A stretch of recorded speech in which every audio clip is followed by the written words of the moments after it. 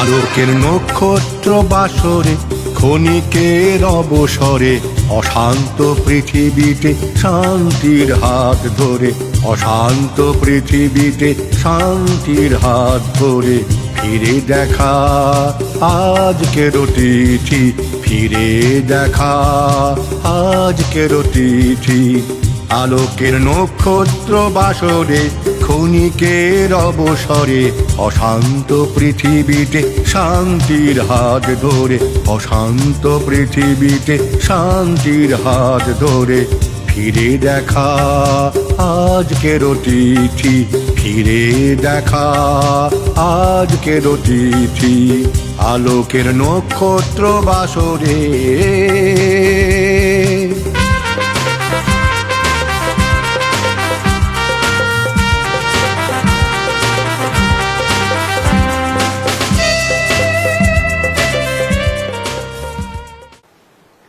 সকলকে সুস্বাগতম। আমরা রয়েছি হাই নিউজ টেলিভিশন নিবেদিত, আমি সাংবাদিক সঙ্গীত শিল্পী মানবেন্দ্র চক্রবর্তী পরিচালিত ফিরে দেখা আজকের অতিথি এই বিশেষ অনুষ্ঠানে রয়েছি আমরা। দর্শক বন্ধু, আমরা রয়েছি আজকে আমাদের একজন বিশিষ্ট রাজনীতিবিদ এবং আমাদের এই মুর্শিদাবাদ জেলার সভাধিপতি রুবিয়া সুলতানা মহাশয়ের সঙ্গে। ম্যাডাম, আপনাকে হাই নিউজের তরফ থেকে অসংখ্য ধন্যবাদ, অভিনন্দন। তো আমরা প্রথমেই ম্যাডামের কাছে আসব যে ম্যাডাম একজন মহিলা সভাধিপতি, উনি আমাদের জেলায় জুড়ে প্রচুর কাজ করেছেন, প্রচুর তিনি অনেক জায়গা গেছেন। তো ম্যাডামকে একটা প্রশ্ন আমি করবো যে ম্যাডাম, এই যে আমাদের জেলা পরিষদের যে অবস্থান, তো মুর্শিদাবাদ জেলা বিশাল বড় জেলা, তো আপনি কি সেই জেলার সমস্ত মোটামুটি গ্রাম পঞ্চায়েত সমিতিগুলো কভার করতে পেরেছেন?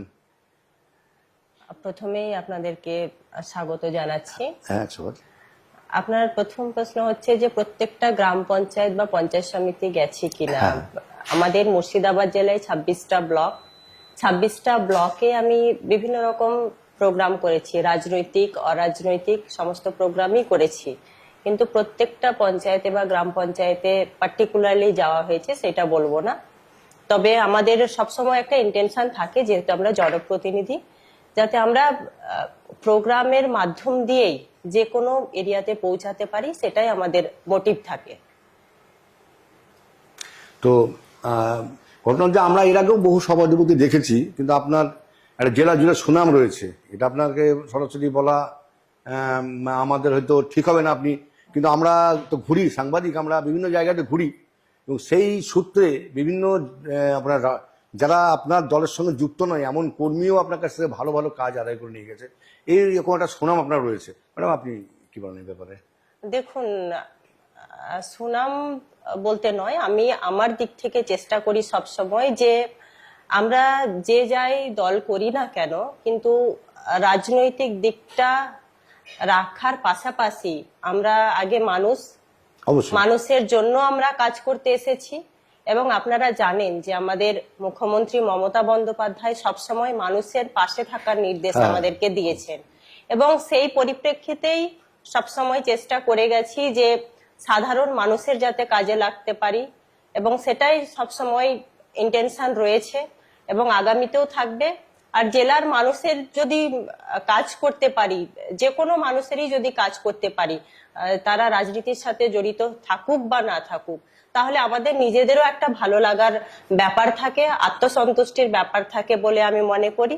যার জন্য আমি চেষ্টা করি যে যারা আসবে আমার দরজায় তাদেরকে ন্যূনতম ক্ষুদ্র একটা সহায়তা করেই বা করার চেষ্টা করি, যে কোনো ছোট কাজ হলেও যাতে তাদের জন্য আমি করতে পারি, এটাই আমার ইন্টেনশন থাকে এবং আগামীতেও থাকবে। খুব সুন্দর কথা শুনলাম ম্যাডাম, যে কথা আমাদের শোনালেন, অর্থাৎ একটা ছোট সংক্ষেপে বলা যেতে পারে সবার উপরে মানুষ সত্য, তার উপরে নাই। তো আমরা দেখেছি অনেক যারা ক্ষমতায় আছে তাদের মধ্যে অনেক নেতা আছে যারা নিজের নিয়ে ব্যস্ত থাকেন, কিন্তু আমাদের সভাধিপতি অনেক মানুষের কাজ করেছেন, রাজনৈতিক দল ভেদাভেদ করেননি। উনি মুখ্যমন্ত্রী মমতা ব্যানার্জির প্রসঙ্গ টেনে বললেন, দিদির নির্দেশ আছে এরকম যে মানুষের কাজ করো, দল মানুষ আগে, দল পরে। মানুষের জন্যই কাজ মানুষের করা জন্য হয়ে সবকিছু, গেছে। সবাই আমরা মানুষের জন্য আছি।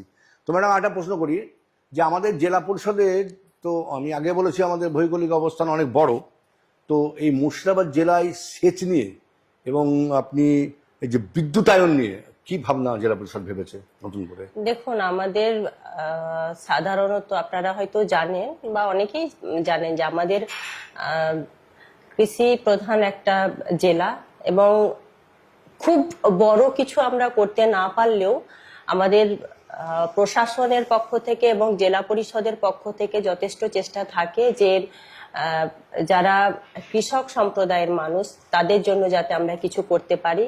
আর বরাবরই সমস্ত স্কিম এখন আপনারা দেখেছেন অনলাইন হয়ে গেছে, এবং আমাদের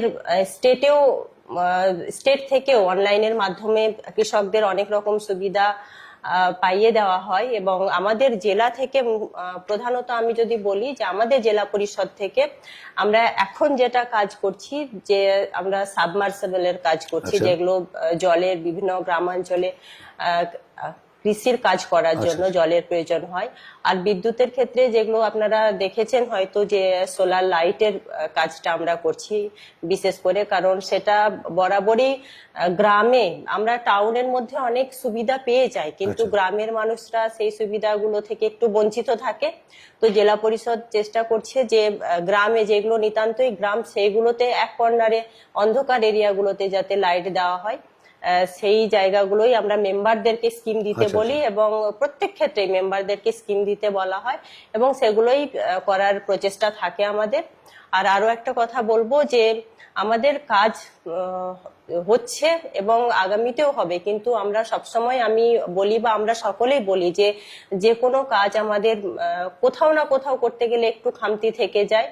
তো হয় না যে সমস্ত কাজ একসাথে কমপ্লিট হয় না, তো সেই জায়গাটা একটু দেখা দেয়, কিন্তু হ্যাঁ একটু ঘাটতি থেকেই যায় আমাদের।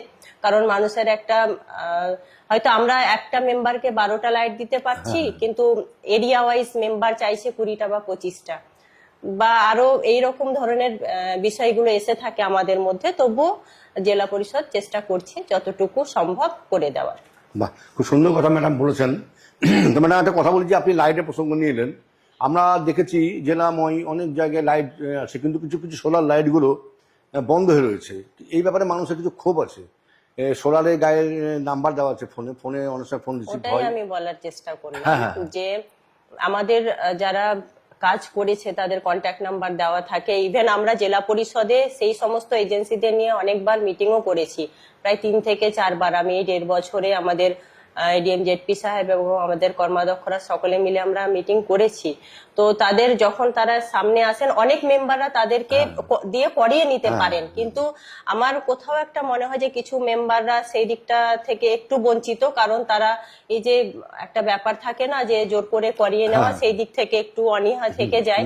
তো আমার সেই জায়গাটা আমরা যাতে ঠিকভাবে হয়, তারা যাতে কাজগুলো, যেখানে লাইটের কাজগুলো খারাপ হয়ে থাকে সেগুলো যাতে তারা সারিয়ে দিয়ে যায়, মানুষের কাজেই তো লাগছে। তো সেই জন্যই আমাদের মিটিং হয়েছে। আর আমি প্রথমেই বললাম যে একটু না একটু কোথাও আমাদের খামতি থেকে যায়, তো সেটা প্রত্যেকটা কাজের ক্ষেত্রে, শুধু জেলা পরিষদের কাজ না, যে কোনো আপনি মানুষের জীবনের প্রত্যেকটা ফিল্ডে, প্রত্যেকটা ডিপার্টমেন্টে কোনো না কোনো একটু খামতি থাকবে। ম্যাডাম, এই যে খামতিগুলো, যে আমি বিশেষ করে লাইটের ব্যাপারে বলছি, সেচের ব্যাপারে বলছি, এগুলোকে রিপেয়ার করার জন্য জেলা পরিষদ নিশ্চয়ই উদ্যোগ নিয়েছে বা নেবে। জেলা পরিষদ রিপেয়ার করে। তো ঠিক আছে, এগুলো ম্যাডাম দেখবেন। আমরা দর্শক শুনলাম যে আমাদের যে লাইটিং ব্যবস্থা, খুব সুন্দর একটা ভালো ব্যবস্থা। আগে আমাদের গ্রামে গঞ্জে আমরা অন্ধকারে যাওয়া আসা করতাম বহু মানুষ, সেক্ষেত্রে একটাই বর্তমান প্রশাসনিক ব্যবস্থা, সমস্ত গ্রামে প্রায় লাইট পৌঁছে গেছে, এবং রাস্তায় রাস্তায় আমরা লাইট দেখেছি, সেগুলো পৌঁছে গেছে, অনেক জায়গায় জ্বলছে, কিছু কিছু জায়গায় এগুলো খামতি রয়েছে। ম্যাডাম বললেন এগুলোকে রিপেয়ার করার খুব ব্যবস্থা, ভালো ব্যবস্থাটা খুব তাড়াতাড়ি হয়ে যাবে।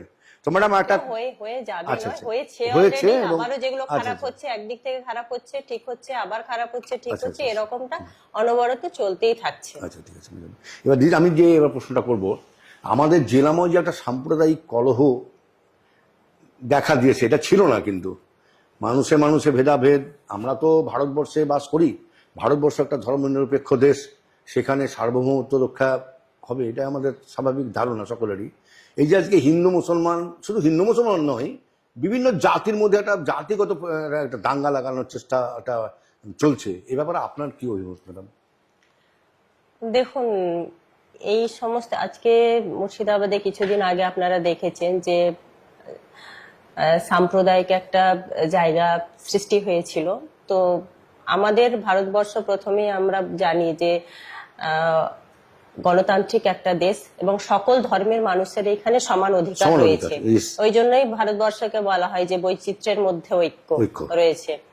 তো সেক্ষেত্রে দেখুন, যারা যে কোনো কারণে আপনারা দেখেছেন, পার্টিকুলার কোনো কাউকে আমার বলার নয়, কিন্তু আমরা জানি যারা প্রকৃত মানব ধর্মটাকে মেনে চলে বা Yes.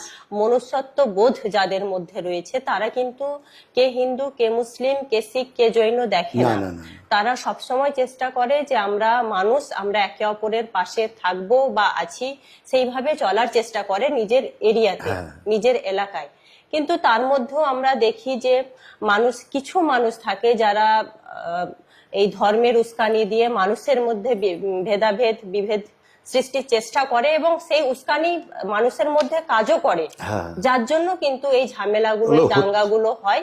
তো আমরা চাইবো যে এই রকম যাতে উস্কানিমূলক প্ররোচনা থেকে আমাদের যুব সমাজ বিশেষ করে দূরে থাকে, কারণ আমরা একটাই কথা জানি যে আমাদের সমাজের যুবকরা ভালো কাজে যাতে লাগে, তারা শিক্ষার অগ্রগতি বলুন বা যে কোনো মানুষের সমাজ কল্যাণমূলক কাজ বলুন, তারা যাতে সেইগুলোতে এগিয়ে আসে, নাকি ধর্মের নামে উস্কানি দিয়ে নিজেদের মধ্যে ভেদাভেদ সৃষ্টি করে একটা ঝামেলাতে নিজেরাই জড়িয়ে পড়ে এবং অন্যদেরকেও জড়িয়ে দিচ্ছে তারা। তো আমরা চাইবো যে সকল ধর্মের মানুষ সমানভাবে আমাদের মুর্শিদাবাদে নয়, শুধুমাত্র আমাদের রাজ্যে যেইভাবে বাস করে, আমরা জানি যে আমরা পশ্চিমবঙ্গে অনেক বেশি সুরক্ষিত, সেটা আমরা অ্যাকসেপ্ট করি।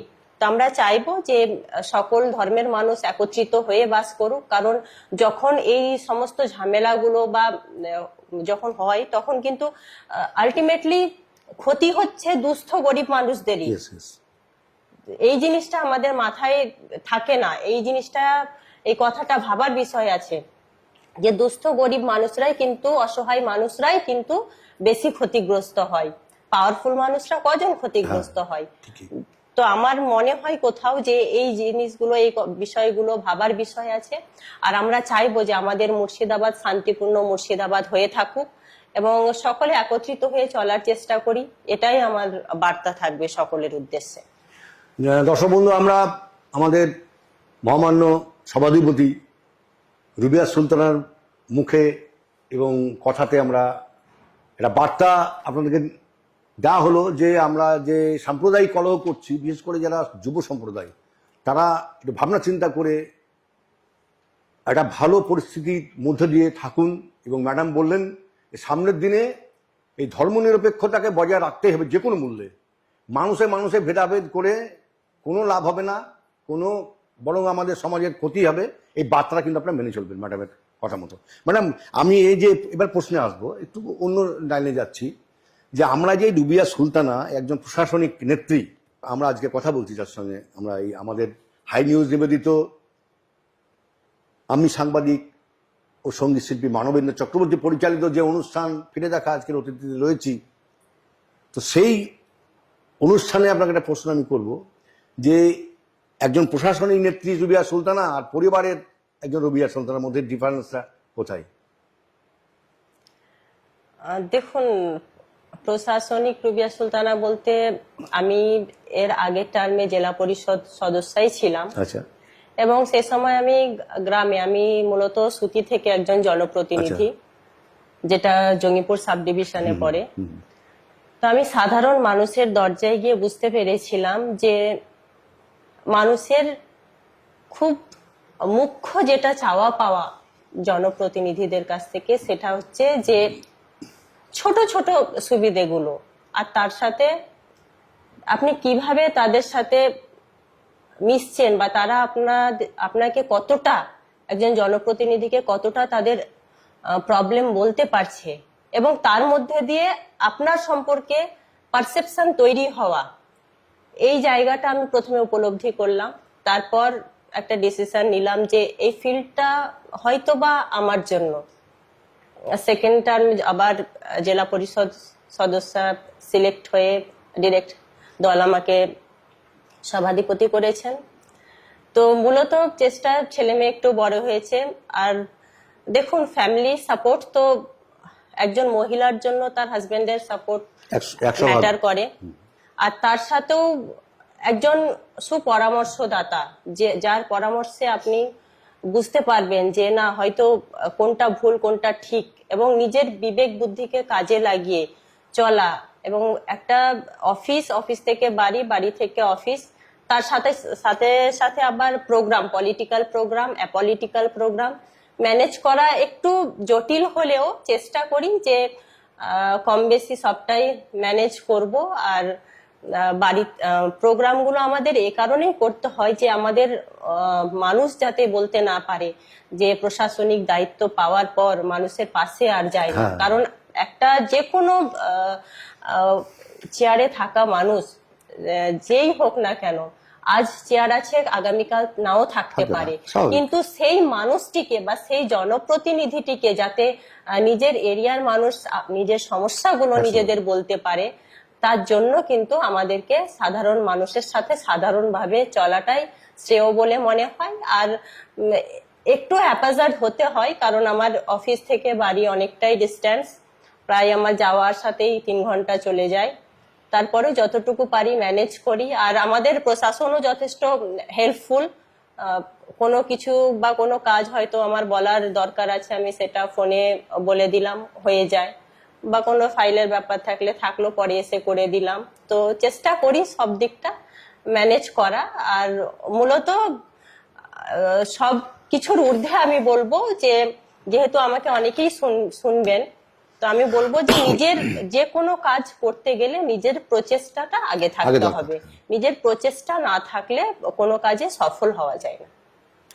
তো ম্যাডাম, বলছি যে আপনি খুব সুন্দর কথা বলেছেন যে আপনি পরিবারেও আপনার যথেষ্ট ভূমিকা রয়েছে। আপনার পরিবারের সাপোর্ট না থাকলে নিশ্চয়ই সব জিনিস আপনি সাকসেসফুল হতে পারবেন না। খুব সুন্দর কথা। কিন্তু আমি বলি যে আপনাকে যেমন ধরেন এই যে আপনি প্রশাসনিক নেত্রী হিসেবে কাজ করছেন, এখানে আপনাকে যথেষ্ট সময় ব্যয় করতে হয়। আবার পলিটিক্যালে সেখানেও আপনাকে আপনার দলগতভাবে সেখানে আপনার সময় ব্যয় করতে হয়। এই যে বাড়িতে গিয়ে সময় ব্যয় করতে হয়, একটা পারদর্শিতা না থাকলে কিন্তু সম্ভব নয়। সে বিষয়ে কিন্তু আপনি পারফেক্ট। এই জনতা জানতে চাইছে আপনি এটা এই অসম্ভবকে সম্ভব করলেন কিভাবে বা করেন কিভাবে? না, অসম্ভবকে সম্ভব করা বলতে খুব একটা কঠিন বিষয় নয়। আমি আমার শেষ বলাটাতে বললাম যে যে কোনো কাজ করতে গেলে একজন ছেলে হোক বা মেয়ে হোক, প্রচেষ্টা থাকতে হবে এবং মনোবল, দৃঢ় সংকল্পবদ্ধ হতে হবে এবং পেশেন্সের প্রয়োজন রয়েছে। এমন না যে অনেকে হয়তো দেখে ভাবে যে রুবিয়া সুলতানা অফিস যায়, আসে, প্রোগ্রাম করে, এটাই তার লাইফ, কিন্তু তার বাইরেও প্রচুর স্ট্রাগল রয়েছে।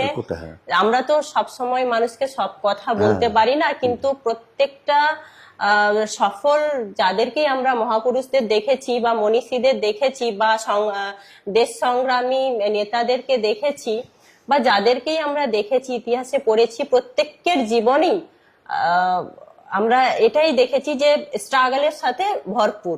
তো সেই জায়গাটা থেকে শিখেছি যে ভালো কিছু করতে গেলে স্ট্রাগল থাকবে, বাধা থাকবে, কিন্তু সেই বাধাকে অতিক্রম করতে পারলেই জয়। তো এটা মেনেই আমি চলি।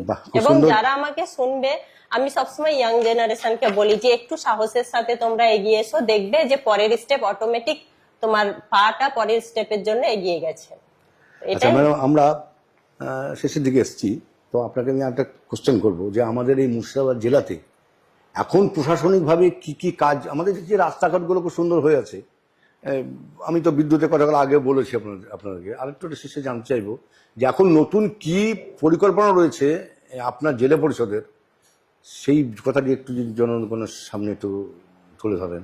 দেখুন, আমি এর আগেও বলেছি, আবারও বলছি যে আমাদের আগে যখন জেলা পরিষদ চলেছে, তো আমি কারোর সম্পর্কে নেগেটিভ বলছি না, বা সেটা হয়তো পরিস্থিতি বা যে কোনো কারণেই হোক, একনায়কতন্ত্র বজায় ছিল। কিন্তু আমি চেষ্টা করি যে সকলের সাথে একটু পায়ে পা মিলিয়ে সেটা চলা, আমরা দেখেই বুঝতে পারছি। পায়ে পা মিলিয়ে চলার তার কারণ হচ্ছে যে আমার প্রথম ইন্টেনশন থাকে যে উইদাউট রিজন কেউ যাতে ব্লেম না করতে পারে। তুমি ব্লেম করলে উইথ রিজন করো। তো সেই জিনিসটা আমি খুব ভাবি এবং সেটা মেনে চলি।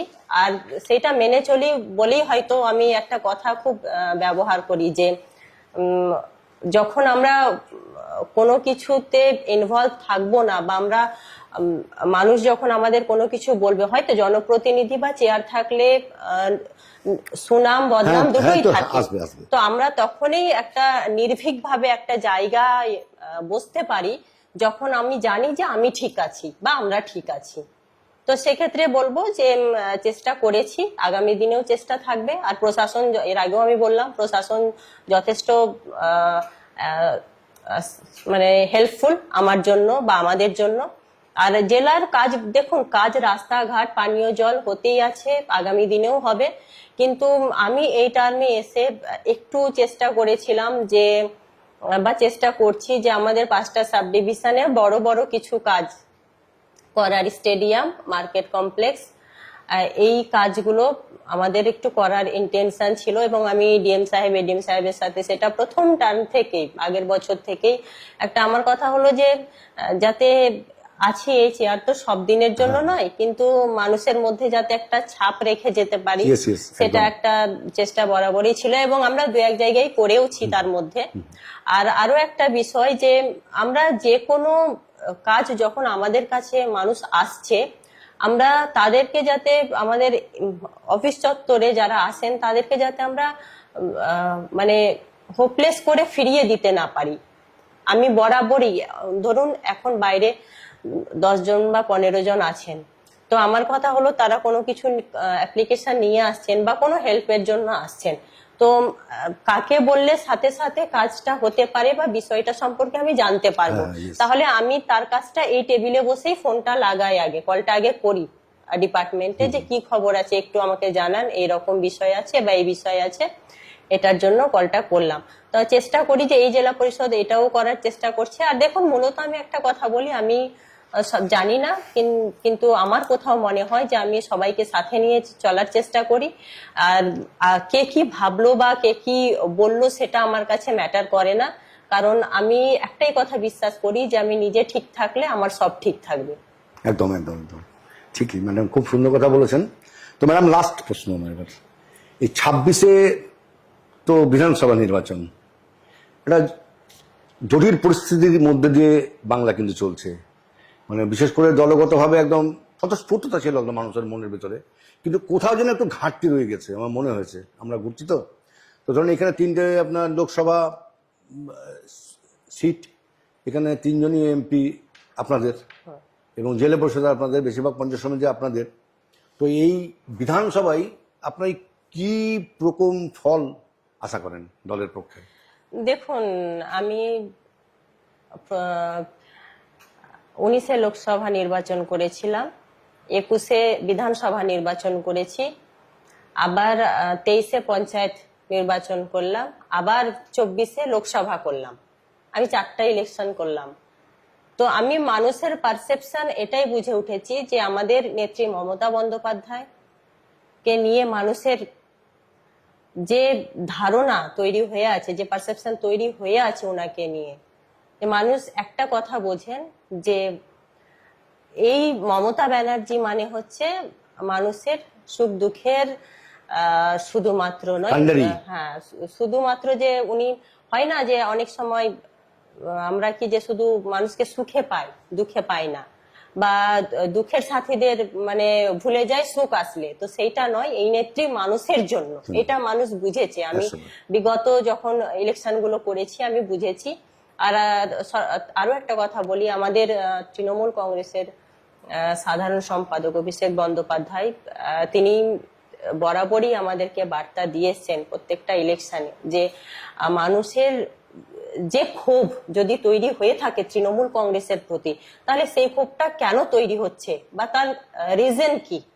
তো আমাদের কোথাও মনে হয় যে যখন প্রত্যেকবার ইলেকশনের আগে এরকম একটা আবহাওয়া তৈরি হয় যে তৃণমূল কংগ্রেস হয়তো এবার ভালো ফল করবে না, এরকম আবহাওয়া তৈরি অনেকে মানে এটা চেষ্টা করেন যে চেষ্টা যাতে করেন। হ্যাঁ আবহাওয়াটা আসুক জেলা জুড়ে বা রাজ্য জুড়ে, কিন্তু কোথাও আমরা জানি বা আমাদের মনের মধ্যেও কোথাও গেঁথে রয়েছে যে একমাত্র জনদরদি নেত্রী হচ্ছেন মমতা বন্দ্যোপাধ্যায় এবং জনদরদি দল হচ্ছে তৃণমূল কংগ্রেস। তো সেই জন্যই মানুষ আবারও তৃণমূল কংগ্রেসকে মন ভরে ভোট দেবেন এবং আবারও তৃণমূল কংগ্রেসের এই জয় জয়কার হবে। আমরা ম্যাডামের কাছে শুনলাম মমতা ব্যানার্জির জয় জয়কার, এবং মমতা ব্যানার্জির যে একটা পার্সোনালিটি আছে এই বিধানসভা ভোটেও সেটা কাজ করবে, এই পার্সোনালিটি। যাই হোক ম্যাডাম, বলছি যে এই লোকসভাতে আমরা দেখেছি যে লোকসভার যে ভোটের মধ্যে জেলা পরিষদ কি করলো তার একটা প্রভাব কিন্তু পড়বে, লোকসভার সদস্যরা কি করলো তার একটা প্রভাব পড়বে।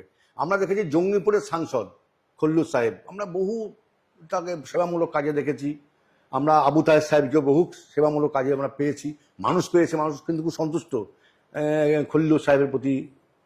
মানে আপনার ধর্ম জাতিগত সমস্ত ভেদাভেদ ভুলে খল্লুর সাহেবকে অনেকে রেসপেক্ট করে, আবার আবু তাহের সাহেবকেও কিন্তু একইভাবে। সেইভাবে এইখানকার মানুষ একটা অভিযোগ আছে, আমরা কিন্তু সেইভাবে ইউসুফ পাঠানকে পাই না।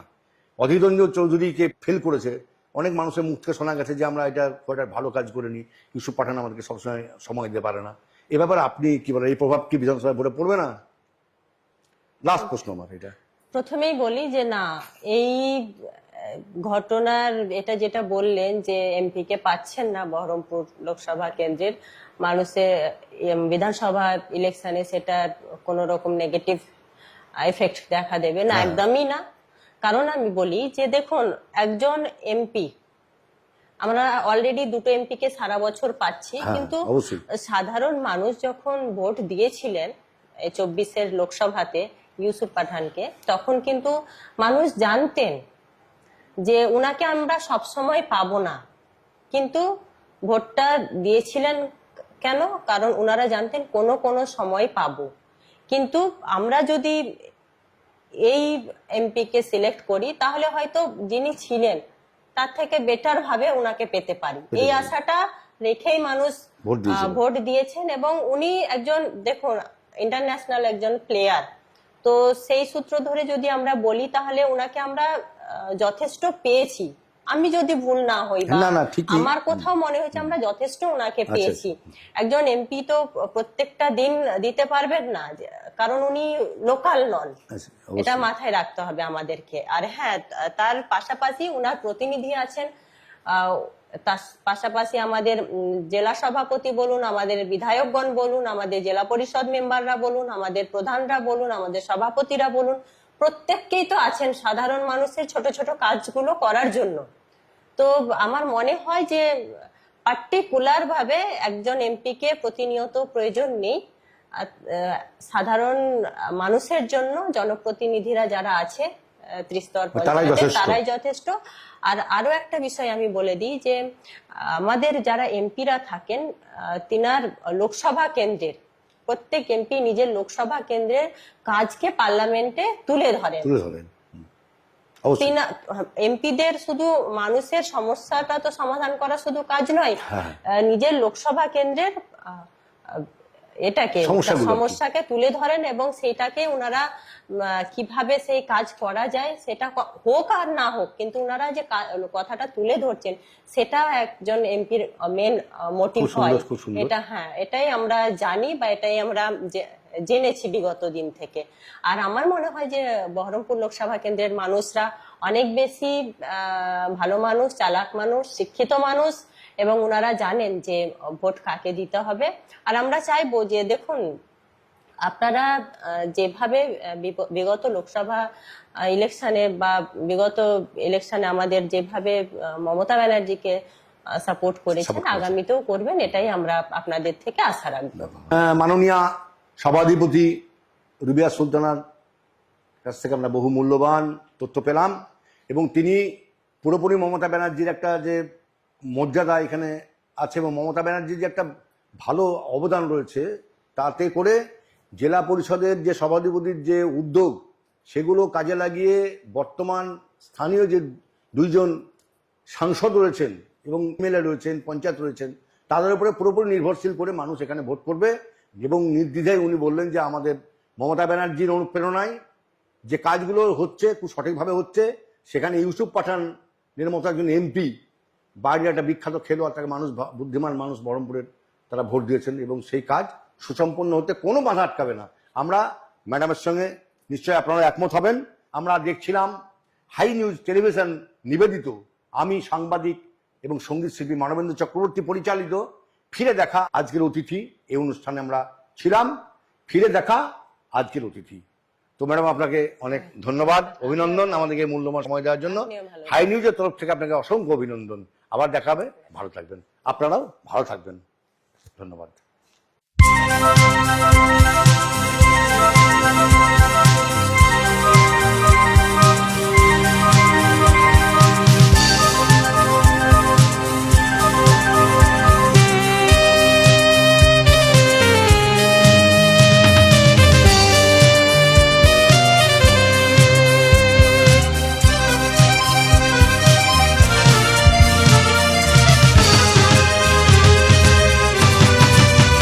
আলোকের নক্ষত্র বাসরে ক্ষণিকের অবসরে অশান্ত পৃথিবীতে শান্তির হাত ধরে, অশান্ত পৃথিবীতে শান্তির হাত ধরে ফিরে দেখা আজকের অতিথি, ফিরে দেখা আজকের অতিথি।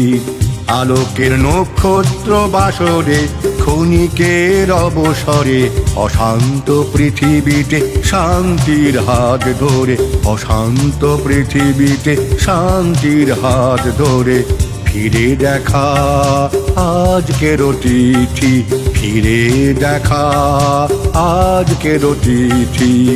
আলোকের নক্ষত্র বাসরে